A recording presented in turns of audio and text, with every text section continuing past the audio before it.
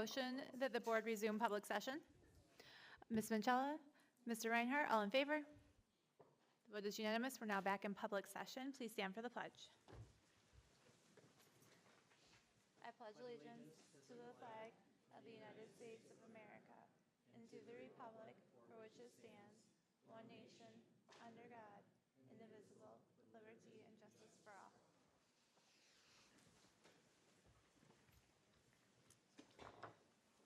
Hi, everyone.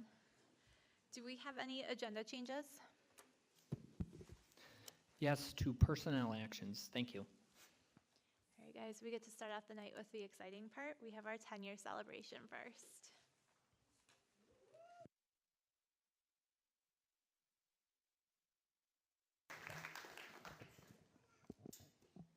I know that applause was for me, so. Okay. Good evening, President Coffey, members of the Board of Education, Superintendent Ball, colleagues, and honored guests. My name is Michaela Parado. I'm the Assistant Superintendent for Personnel and Labor Relations for Gates-Chili. Tonight is one of my favorite responsibilities as Assistant Superintendent because it represents the very best of our work as a school district. This evening, we have the honor of recognizing educators who have successfully completed their probationary service and are being recommended for tenure. Tenure is not granted automatically, nor is it awarded lightly. It is earned through years of dedicated service, consistent professional growth, and a demonstrated commitment to our students' growth and development. In education, the early years are often the most demanding. Our tenure candidates have focused on meeting student needs. They've built strong family partnership. They've honed their craft as educators, all while reflecting on feedback, accepting mentoring, and adapting to challenges with flexibility and resilience. Through it all, they've demonstrated professionalism and a genuine dedication to students. Tenure represents more than employment security. It reflects the board's confidence in these educators' judgment, integrity, and skill. It affirms that they have established themselves as trusted professionals who contribute positively to our learning community and uphold the standards of excellence that this district expects. I would also like to acknowledge the principals, assistant principals, mentors, instructional leaders, colleagues, friends, and family members who have supported these educators along the way. Give yourselves a round of applause.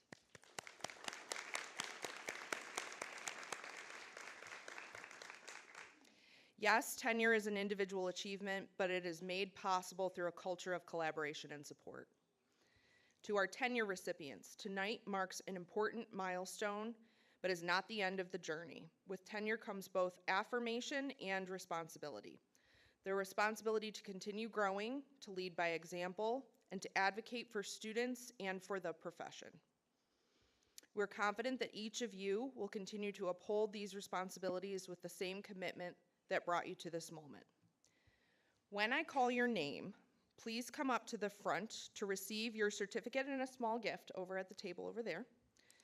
When we are finished, I invite you all with your families and friends to the high school cafeteria where you can enjoy some light refreshments, take pictures, and celebrate.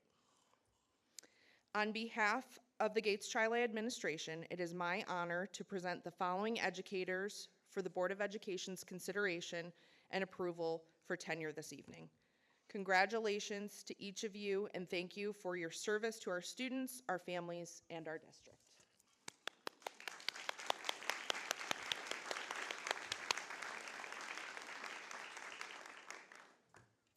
Okay, we'll see who followed the instructions now, who heard the instructions.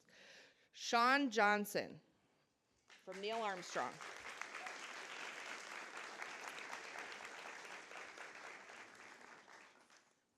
Leslie Muhammad, Neil Armstrong.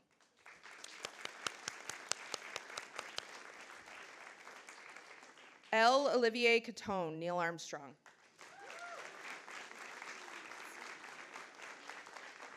Bianca Pittman, Neil Armstrong.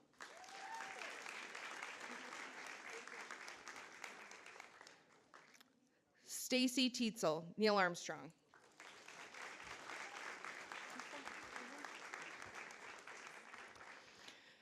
Rachel Benani, Florence Brasser.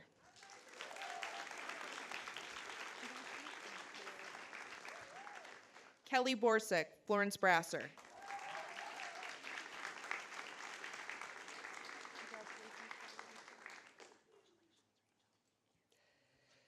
Lindsay Fitter, Florence Brasser.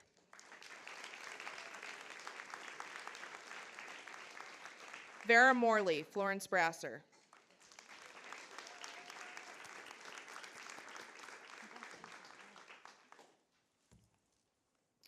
Angela Rodriguez now, Florence Brasser.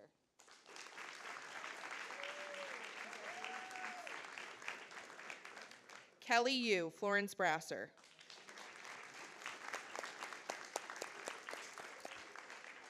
Bree Taylor Farnsworth, Florence Brasser. Jasmine Torres, Florence Brasser.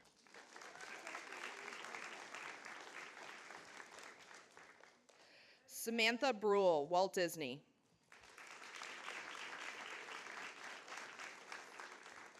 Nancy DePonzio, Walt Disney. Danielle Shirley, Walt Disney. Elizabeth Cacciola, middle school.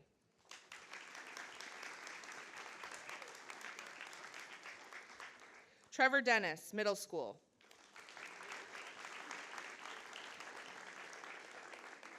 Jody McKenzie, middle school.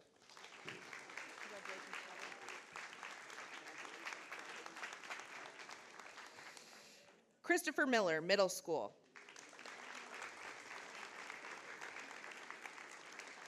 Angela Brody, high school. John Kaboot, high school. Ashley Kakuzi, high school.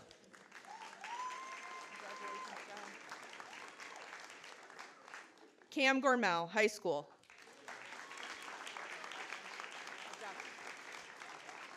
Carrie Kilner, high school.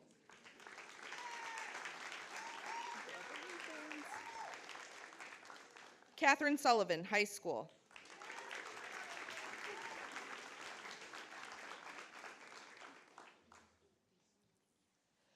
Okay, and from our administrative team, Rebecca Scott, Neil Armstrong.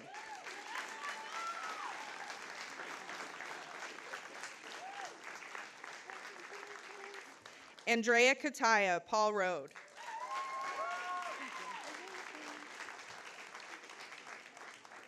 And Sarah Musino, District Office.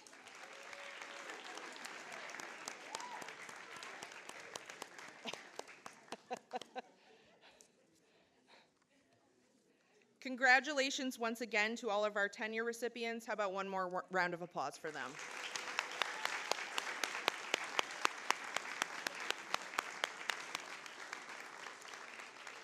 Okay, and now if everyone with your friends, family would like to join us in the cafeteria, we have light refreshments, we have a place to take pictures by building. Your family can take as many pictures as they like. I would take your stuff with you as you exit unless you want to come back and watch the rest of the board meeting. We are a pleasure. They might want to come back. They might, yeah.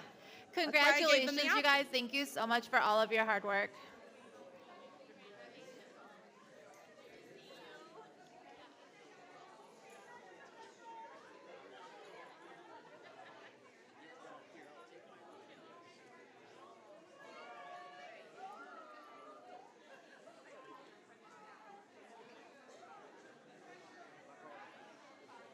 Just to say a nice job. Thank you.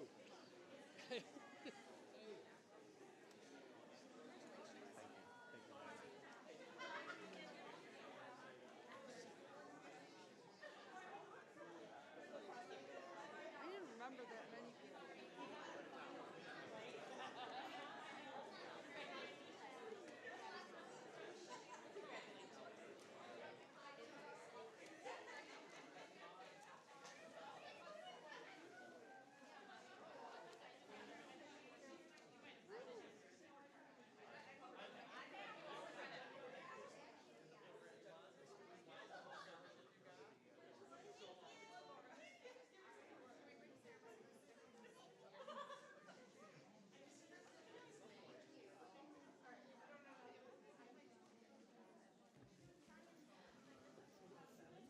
Again, congratulations to all of you, and thank you for your families and your staff for being here to support you. We appreciate all of your work. So I wanted to take just a minute to really start with gratitude for all of the work of everybody in our schools and all of our families and all of our kids. We're reaching May, and I don't know about those of you who work in education, but I'm feeling May. Yeah, I see you nodding over there.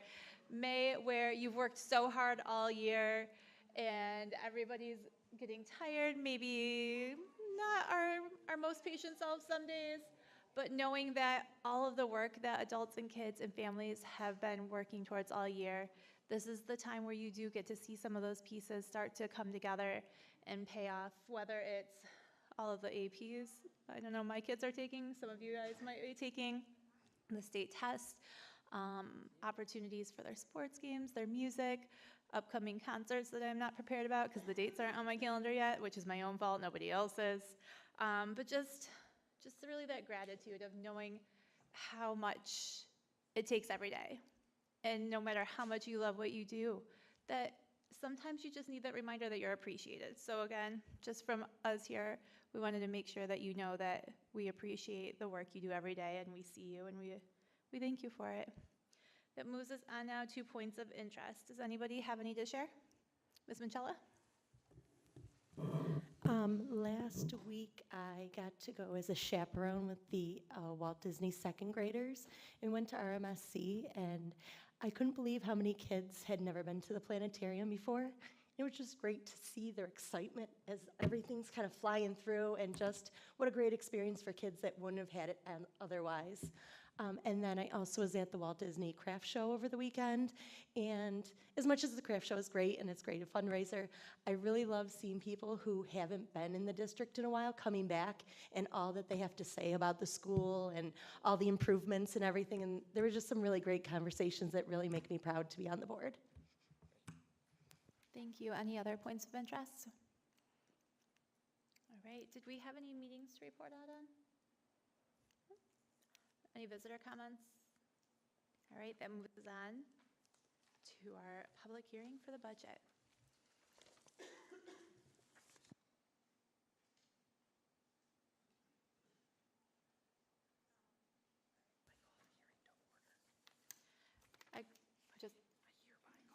I hereby call the hearing to order. Apologies, guys. We only do this like twice a year. I'll get it by the next time.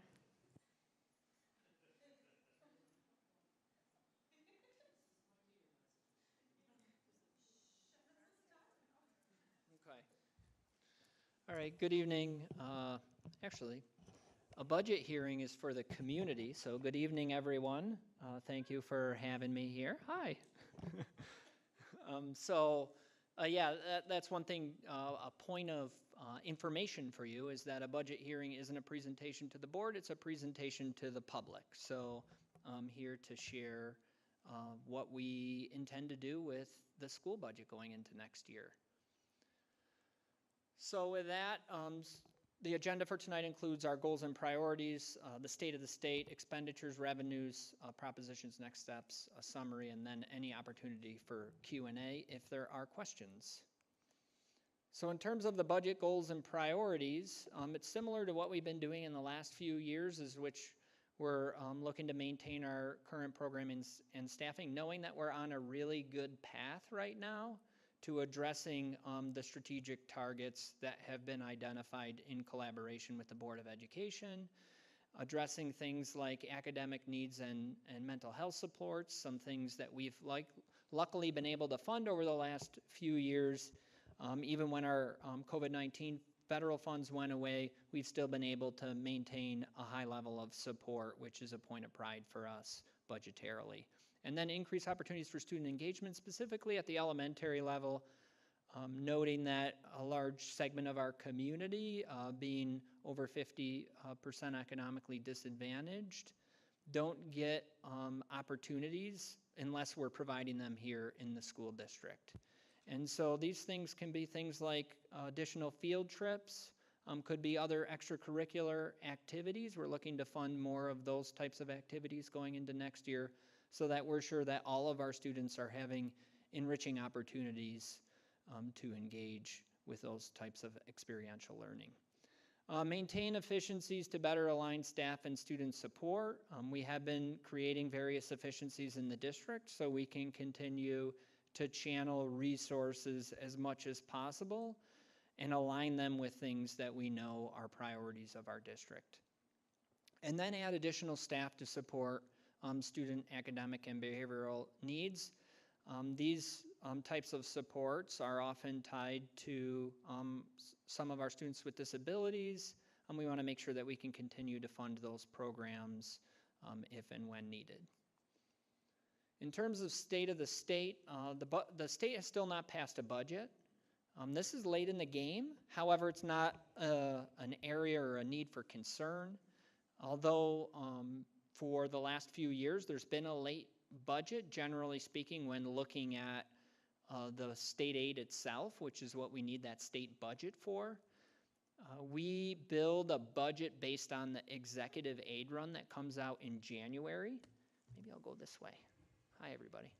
The executive aid run that comes out in January is that typically that executive aid run is lower than the final aid amount that we get. And so we built this budget acknowledging that lower amount.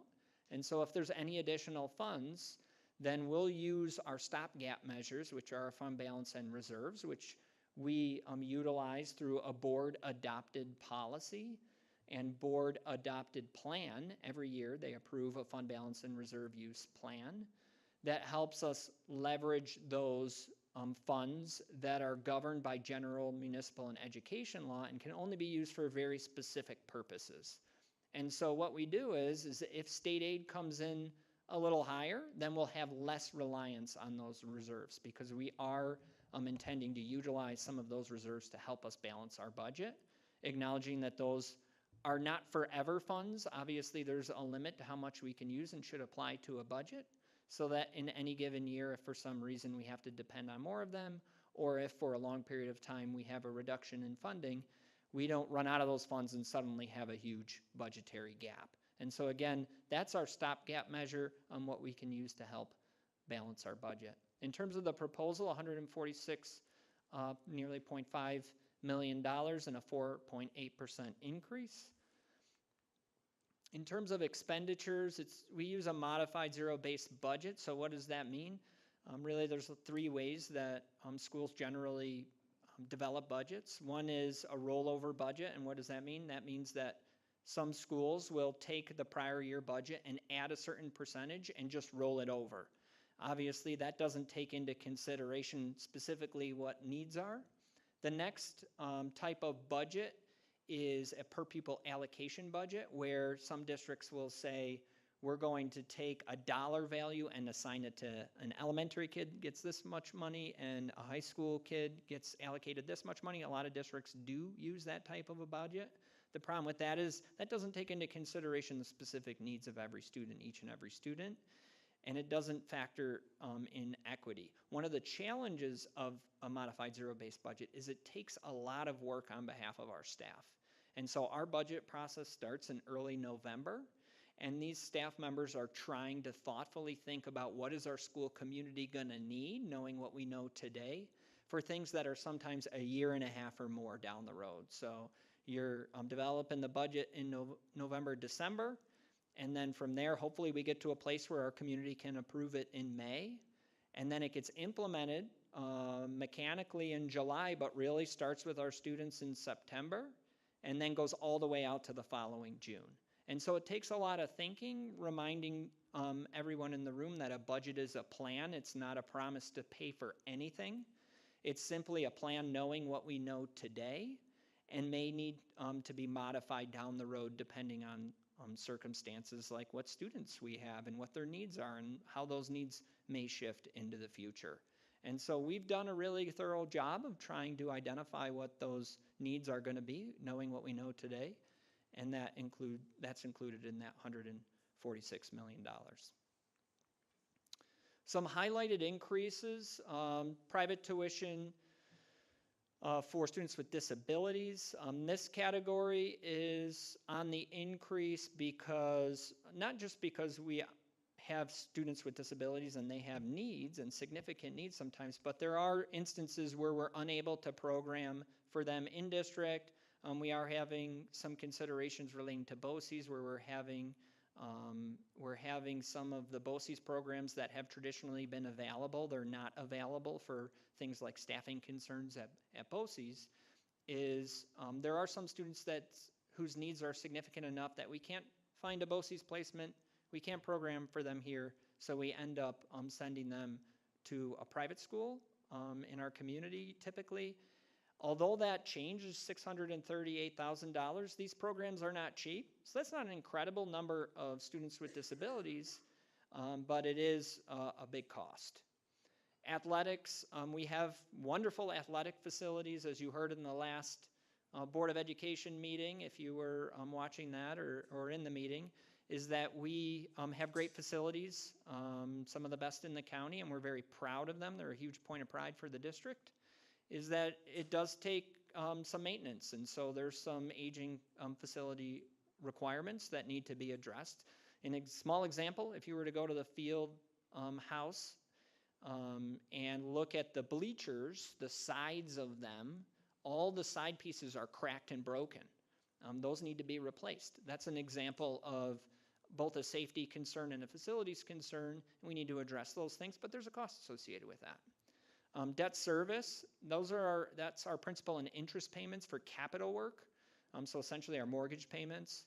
I'm looking at a $1.7 million increase, noting, and this is the important piece, that this gets balanced out because a school budget must be balanced, expenditures to revenues. We have a balancing mechanism for this, and that's state aid. And so we do get building aid back on our debt service costs. And that building aid is helping balance out this increase in debt service. So although our budget's going up 4.8%, know that 1.7 million of that increase is tied specifically to this debt service cost, and then we're getting aid back on it as well. So it's not simply a cost. There is a small net cost to it, but it's very low. In terms of facilities, operations, and security, the large portion of that is utilities. If you have a home or rent a property and you pay bills, RG&E right now, I'm sure you're looking at your bill saying, what is going on? These prices are going through the roof. They're astronomical. We have over 880,000 square feet of facility space here in the district. That's a lot to heat. That's a lot of lights. That's a lot of electricity. Our costs are going up too. And so although we cooperatively bid electricity with some large entities in the Rochester area, which is something that we got connected to, which is great, it's still going up significantly.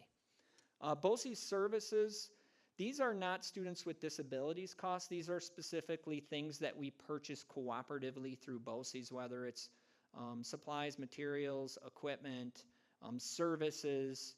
One of the things to share about Board of Cooperative Educational Services is they were created as a way that districts could collaboratively do things that maybe they wouldn't otherwise do on their own. And so the way that the state incentivizes us to do that at a higher rate than a lot of other districts because of that poverty that I shared earlier is they give us aid back on those expenses. And so over the years, we've been trying diligently to continue to funnel expenses from other categories through BOCES. And so when we do that, again, we get over 70 cents back on the dollar. And so again, this is more of those types of costs that we're sending through BOCES instead of buying them just straight up through our general fund so that we can get that money back from the state. Some small examples of that, as you can see these digital clocks on the wall, we purchased those cooperatively through BOCES. And so we're getting aid back on those at 70 cents on the dollar. And then instructional salaries, we just settled our teacher's contract, and there's salary percentage included in that. It's not 5.01, it's less than that. We did add some staff this year, a few staff members in the budget itself, anticipating some needs going into next year. And so the sum total of that is about $2 million, the salary increases as well as the changes in personnel. So those are our major highlighted increases. In terms of the, so I will share this first, is that the state requires us to break our budget into 3 parts. Every single school district in the state does this, a little less than 700 of them. With that in mind, there's 3 components that we like to talk about. One is administrative. That's the smallest portion of our budget. That's all costs associated with things to run the district. One small example, it's not a massive cost, but one small example is the upcoming budget vote. That is an administrative cost to running the district. And so when we rent ballot machines and pay for poll workers, that's an administrative cost. And there's a lot of things like that that are not specifically tied to instruction, which is what the programmatic or program component is. Those are our instructional costs. And so those could be students with disabilities. That could be administrators associated with teaching and learning. Again, those are our programmatic costs. And then capital is our debt service, principal, and interest payments, along with things like our security workers and our facilities staff.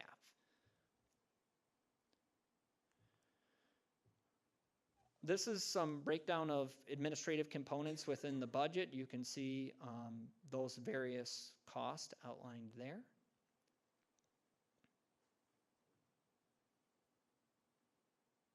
As you can see, the largest increases in our instructional administrations and staff development. We have been increasing support in some areas in that category.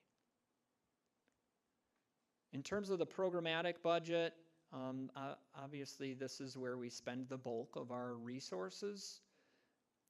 One of the shifts that you see there is computer-assisted instruction. That's simply because of a shift in coding that we had to do. And then that teaching regular education, that's tied specifically to those salary increases as we discussed earlier.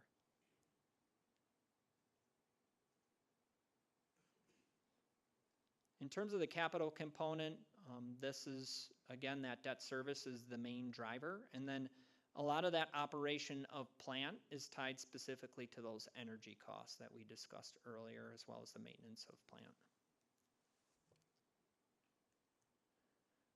Okay, in terms of our expenditure budget, we primarily fund salaries and benefits in schools because we're a people business and the work that we do requires a number of staff. And so that is the largest portion of our budget. One of the inherent challenges of education is that when there are issues with revenue, you have very few places to go. Luckily, that's not the case for us. We have a very sound financial plan in place. And something, again, that we're very proud of is that we're not in a position like some other places where budgets are tighter and they're having to cut staff. We're not in that situation, but that's really the only place you can go, because when you talk about the other areas, they're important and necessary to operating a school district. Not a lot of places to go. Revenue, 4.8%. Not exceeding the cap for taxation. Other things, small increases and decreases. We do want to take a minute to talk about the tax levy limit because it's a little different than what we've had in the last few years. Not in terms necessarily of the amount, but in terms of what's happening with it. And so when thinking about the tax cap legislation was put into place in 2010 by Governor Cuomo, and it's been around for a while now, and a lot of the language for many years was that it's a 2% tax cap. That's inaccurate. 2% is a starting point. And so really what it is if CPI in the prior year, Consumer Price Index, which is an index of costs, if CPI is above 2%, then we start our calculation at 2. If CPI is less than 2%, so let's say last year CPI was 1.5%, then we start our calculation at 1.5%. So we get penalized, essentially, if it's below 2%. If it's above 2%, we're not allowed to go above 2% as a starting point. And so last year, a couple of years ago, it was 9% was CPI, and we were still capped at 2% as a starting point, which is a huge challenge for schools, especially if state aid's tight, because we're caught in between a rock and a hard place. We're not like a business that can simply increase prices when costs go up and pass that on to the consumer. We can't do that. Again, we don't have many places to go. And so this is, tax levy limit is a challenge for schools because we start at 2% and municipalities, is that it was CPI last year in 2025 was 2.63, and we anticipate it will continue to rise over the next couple of years, is that we start at 2%. Then from there, there's something called the tax-based growth factor that gets added in. And so this is where things are different this year, is that typically this number is very small, 100th, 1,000th of a percent. It's 2.43%.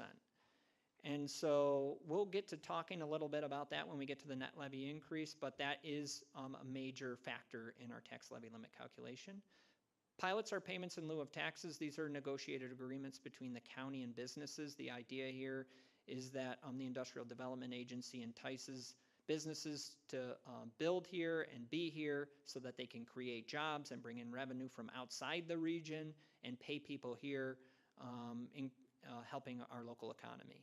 And so they get a tax break when the county negotiates those agreements with businesses and entities. But those typically last about 10 years, and over time they slowly phase out to zero. And when they're completely phased out, then that property comes back onto the tax roll, and we stop getting those payments in lieu of taxes. So that reduction is a reduction of those payments on the tax levy limit calculation because the tax levy is now going to pick up that cost. And so the levy goes up by that difference. Does that make sense? Yeah? Okay, and then the capital increase, those are construction costs and things like that, a $19,000 difference in that. And so overall, tax levy limit is 4.8%. However, the important message here is that the true tax rate increase is 2.37 because 2.43% of that 4.8, a lot of numbers there, is tied specifically to new homes or buildings, things that are new assessments in our school community. And so they're going to be picking up that 2.43%, not everyone else who's already paying taxes. And that's the important message is reasonable, we believe reasonable, 2.37% increase with CPI going up 2.63, so less than the cost of things that we pay for is the request for the tax levy increase. Again, there's some more facts and figures on that.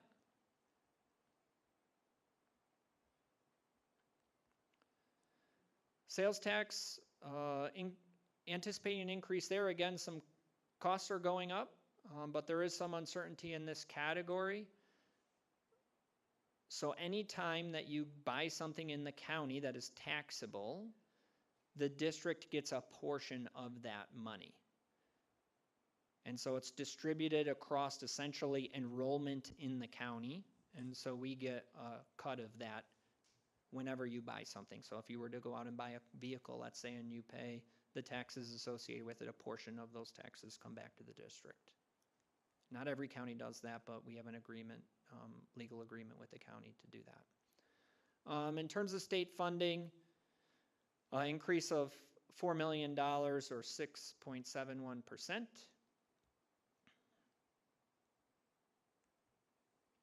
These are the main funding categories, foundation aid being our basic formulary aid. So the state takes the $30+ billion and plugs it into a formula that looks at all the demographics of the districts across the state, things like poverty and English language learners and students with disabilities and student counts and a lot more.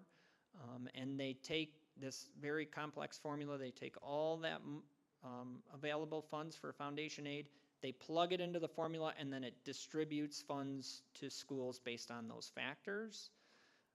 We're looking at a 1.42% increase, which is low given the size of our budget and the needs that we've outlined. And we're hoping that the state comes forward with more money in that category. BOCES aid, again, this is aid tied specifically to those expenses. And so we've been slowly increasing that aid to the point where we're estimating $7.1 million going into next year. Again, we're trying to funnel funds to BOCES so we can get that aid back, noting that 5 years ago that number was $3 million. That's how much aid we're getting, and now it's at 7.1. Excess cost aid, these are costs associated with our students with disabilities. We get aid back on their services and programs. These next two categories are based on our number of students. We get an allocation, so there's a dollar value assigned to each student. Transportation aid, we get about 70+% back on the dollar for every dollar that we spend in transportation. We are anticipating some costs going down in that category next year, so we'll anticipate a slight reduction in aid. Building aid, this is, again, we're getting an increase of $3 million in building aid, noting that we have an addition of $1.7 million in expense, thinking back to that debt service cost. And then high tax aid is an aid given to us just based on some regional factors. A $4.1 million, nearly $4.2 million increase, noting that some of that increase is being used to pay that debt service. So these are all the other areas that we receive funding from, and they're much smaller, reminding you that a big portion of it, almost $1 million, is those payments in lieu of taxes, and then a whole lot of smaller fees, Medicaid reimbursement being one of the larger ones. Appropriated fund balance and reserves, it accounts for about 3% of our revenue, and it's estimated to be about $3.8 million. Again, we shouldn't rely on them long term, but we'll leverage them based on the considerations given in any given fiscal cycle. Appropriated fund balance of $1.7 million. We've tried to reduce this. Again, this is money that's appropriated to balance the budget. And so what does that mean? It's money from the prior year to balance next year's budget. So it's a balancing mechanism. In terms of a recommendation is that we don't exceed 4% of our budget in use of fund balance and reserves, if at all possible. When you get above that, you're starting to become very reliant on it. And as you can see over the last 2 years, in the bottom section there, we've gone from 3.31 to 2.62. This can go up and down slightly, but again, we don't want to become too reliant on fund balance and reserves, noting that those reserves up top are used for very specific purposes. And so an example is the tax certiorari reserve. Those are claims that are brought to the county from entities who say that they've been overtaxed for many years in a row. And so these are legal cases. They're called tax certiorari cases. And what happens is if they win the case, the district has to pay. And so even though we don't do the assessment, we still have to pay back taxes to people if they're found to have been overassessed. And we fund that reserve to the known liabilities, as in the known cases that are at the county. So that reserve can only be used for that purpose. Estimated revenue budget breakdown, we're nearly 50-50 on property taxes and state aid, and then we get into the other categories. Overall revenue snapshot, again, it's 4.8% or $6.7 million. This breaks out all of those conversation points that I shared into a nice little chart. Okay, in terms of propositions, 2 propositions on the ballot: the annual budget and then the bus purchase reserve use and the purchase of buses. Again, as shared in prior board meetings, this year we're looking to save about $200,000, and this will be an annual savings moving forward by using reserves to help purchase buses. In the past, we issued debt on the municipal bond market, and when we issue debt, we pay interest costs, we pay issuance fees, like to a bond attorney. We pay about $20,000 to Moody's for a rating call. You know, there's a whole lot of expenses. It's about $200,000 a year that we're saving by purchasing buses in this way, which is a big win for the district. In terms of the Board of Education candidates, everyone is in the room. Those are the 5 candidates in ballot order. Tomorrow night, we will have the budget hearing, and you can watch that on gatechili.org Meet the Candidates Night /YouTube. Next steps are the annual budget. Oh, that means that the show's over. The annual budget's on votes on May 19th in board election, 6:30 a.m. to 8:30 p.m. in the Spartan Fieldhouse. For more information, go to gatechili.org/vote. This presentation will be posted, so you can check it out there. In terms of a summary, again, we want to maintain what we're doing. We want to increase opportunities for engagement.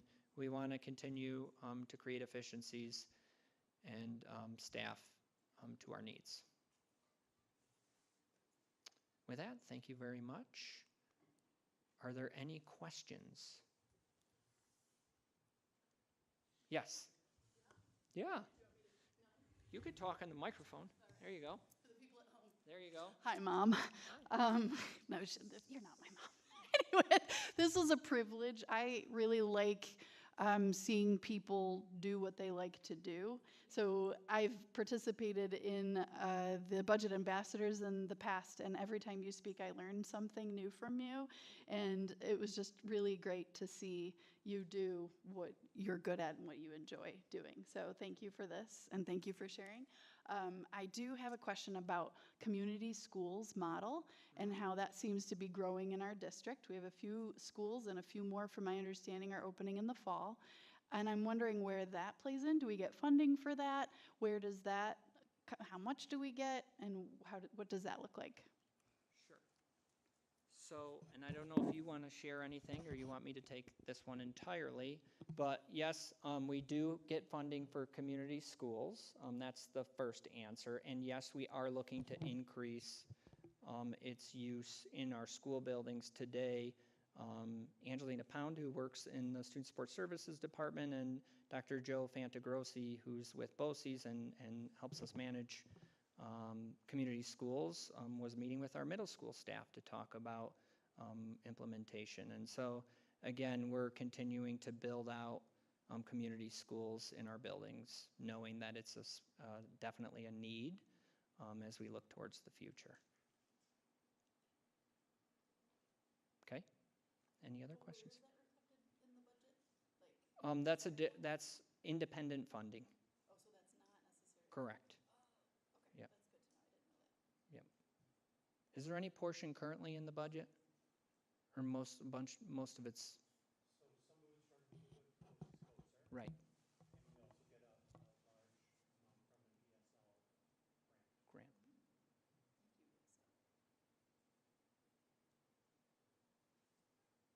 Good. Yeah. Are there any other types of independent funding then, besides community schools, that isn't reflected in the budget that you can think of? I know that this is kind of a... Absolutely. So you mean like grant funding? Sure. Sure. So most of the grant funding that we have in the district is through the federal government. And so we have a lot of federal funds that come in that regard. You just said that, the F word. The federal government, how is that going for, It's not. okay. It's a separate fund Okay. that's independent of the general fund. So what we talked about tonight is all general fund monies. And state. Yeah. Yeah, state funds, and that's part of our general fund budget. And I know this is a little complex, but then we have a separate fund, and we have a number of different funds, like our school nutrition fund is an example, that runs independently. It's its own, what they call a cost center. So we get money from the federal government and the state to help fund that program, and it's run independently. So that's not included in the budget either. So no cost in this budget are school lunch costs. And a large portion of federal funds help us with some programs and services that are not accounted for in this presentation. And you don't anticipate seeing any changes in federal funds in the next year related? We're holding or- out hope Okay. that those are maintained. Okay. Yes. Thank you. Any other questions? No? Okay. And I think we're good, President Coffey. All right, then I'm going to close officially our budget hearing. Okay. Can I have a motion to resume public session? Mr. Banowski, Mr. Long, all in favor? The vote is unanimous. We're now back in public session. That leads us now to our report section of the evening. We have our finance, facilities, and audit update.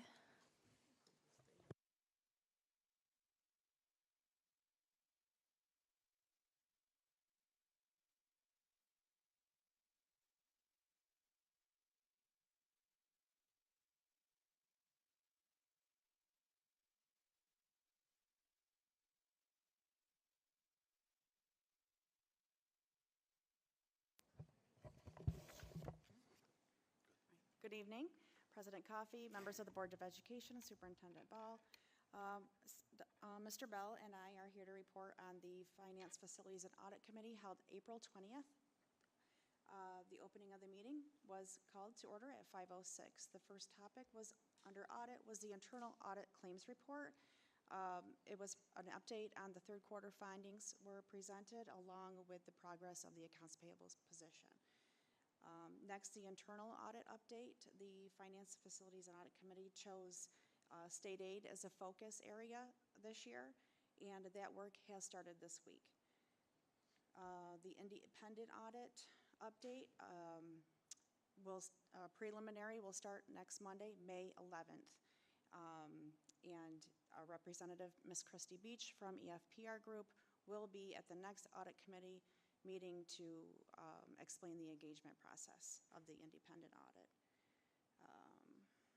And an update of the budget was given, sharing that no state budget was yet in place and that the board intended to adopt and did adopt the budget on the 21st. Thank you. Good evening, President Coffey, Superintendent Ball, and members of the board. I'm Sam Bell, Executive Director of Operations, and I'm going to discuss the facilities portion of our committee. The first item is the external PA system. This was a significant safety and security investment that was made by the district at the high school and the middle school, and a concern was brought forth by a community member about hearing audible tones and the bells in their neighborhood. We had some discussion about the need for all students and staff to be able to hear these notifications in the event of emergency. And the outcome of our discussion was that I'm going to follow up with the vendor to see if there's any programming or adjustments that can be made to still maintain that balance of safety and security, plus, I guess, a quieter tone in the neighborhood as well. Our next item is the fire systems. The district has initiated the process of obtaining quotes for our fire systems across the district and all our buildings. Currently, there are a couple different vendors that provide this service for us and maintain that. We had some discussion of some potential options and future considerations, including the opportunity for BOCES aid, as Superintendent Ball mentioned in the budget portion. By getting that BOCES aid, we get roughly 70 cents on the dollar to help us with that project. The next item was the 2022 capital project, Building Brighter Futures. We had discussions about some EV chargers that were placed over at the district office, at the middle school, and Florence Brasser Elementary.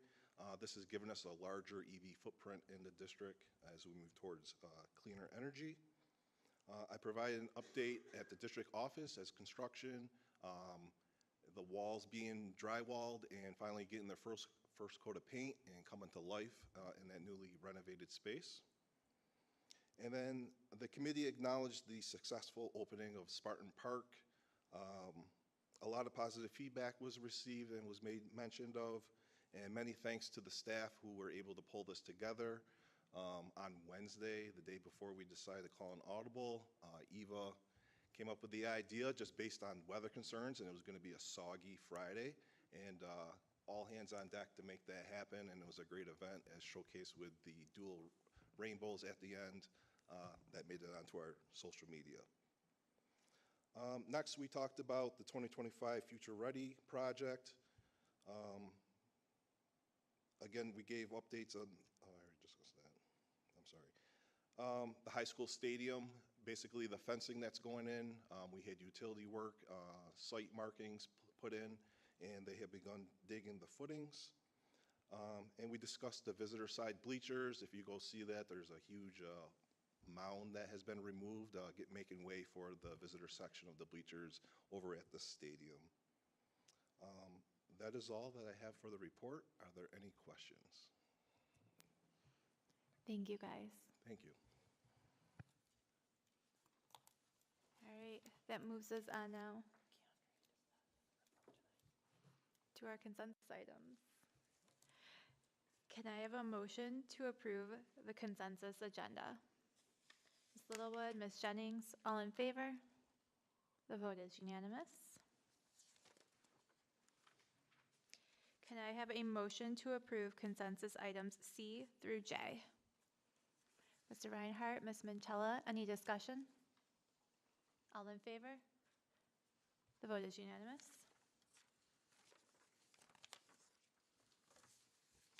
That moves us on to action items. Be it resolved that the board approves the 10-year appointments listed on the agenda at the May 5th, 2026 meeting as recommended by the superintendent of schools. Can I have a motion? Mr. Banowski, Ms. Manchella, any discussion? All in favor? The vote is unanimous. And again, congratulations to everyone for achieving their tenure. All right, can I now have a motion to approve attached corrective action plan for the 2025-2026 district's internal audit? Can I have a motion? Dr. Richards, Ms. Littlewood, any discussion? All in favor? The vote is unanimous. Can I have a motion to approve the terms and conditions of employment for the Assistant Superintendent of Instruction effective May 6, 2026 through June 30th, 2029? Can I have a motion? Mr. Banowski, Mr. Reinhardt, any discussion? All in favor? The vote is unanimous. Congratulations. There we go. That's representing the individual, just if anyone's wondering. All right, can I have a motion to approve the 10-year agreement between the Gates-Chili School District and the Gates-Chili tentative, not tenure? Can I have a motion to approve the tentative agreement between the Gates-Chili School District and Gates-Chili School Nutrition Association that includes adjustments to the terms, conditions, wages, and benefits of employment effective July 1st, 2026 through June 30th, 2028. Can I have a motion? Ms. Littlewood, Ms. Jennings, any discussion? All in favor? The vote is unanimous. That moves us now to superintendent comments. Thank you, President Coffey. So I'd like to congratulate the Gates-Chili Middle School students. I'm going to try and say this right. Raisa A. and Cameron M. for representing our district at the National Civic Spelling Bee New York State Regional Finals in Seneca Falls. It was especially exciting to see Raisa advance to the final round. Both students did an outstanding job showcasing their knowledge, leadership, and sportsmanship while highlighting the strength of our civics program. Congrats to them. Very exciting.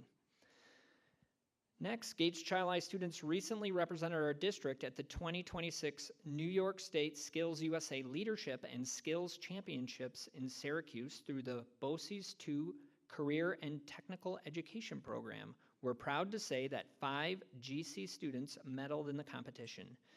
Jaden Favasuli earned first place in plumbing, and Bristol Cooter earned first place in dental assisting. Ari Cox was part of a second place winning team in Community Action Plan, while Chris Brown placed third in Precision Heavy Equipment Operations, and Dominic Quinlan contributed to a third place Teamworks finish. Congratulations to them all. Last Friday, the Gates-Chili High School counseling team helped seniors celebrate Decision Day with free cookies and a photo op to help them share their plans after college. After high school. Whether it's college, career, military, or any other opportunities, we're excited to see where these Spartans will go.